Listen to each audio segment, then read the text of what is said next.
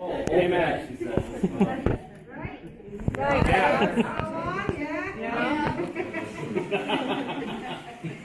Then you'll bet until 19. Okay. I just read this. I didn't read it. I recited it to her when I was sitting by her bed and holding her hand and praying for her. It's just Psalm 23, and I was telling her it's the first thing I ever learned when I was a kid. But this is from the Message. God, my shepherd, I don't need a thing.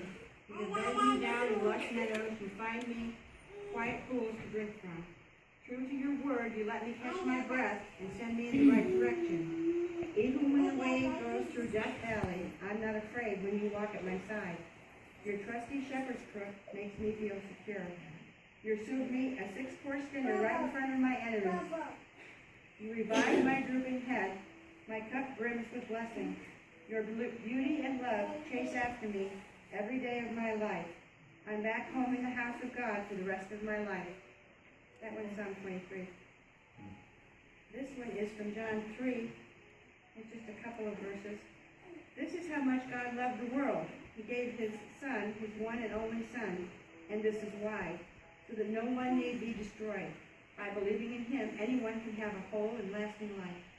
God didn't go to all the trouble of sending his Son merely to point an accusing finger, telling the world how bad it was. He came to help, to put the world right again. Anyone who trusts in him is acquitted. Anyone who refuses to trust him has long since been under the death sentence without knowing it. And why? Because of that person's failure to believe in the one-of-a-kind Son of God when introduced to him.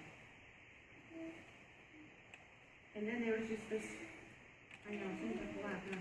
No, it didn't seem like it was that much, and they're talking for it. This is from 1 Peter. With heart and soul you're doing good. Do you think you can be stopped?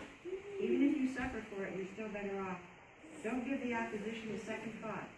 Through thick and thin, keep your hearts in attention, in adoration before Christ your Master.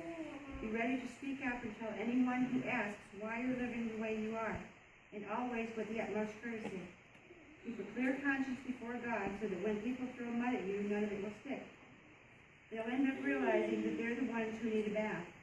It's better to suffer for doing good, if that's what God wants, than to be punished for doing bad.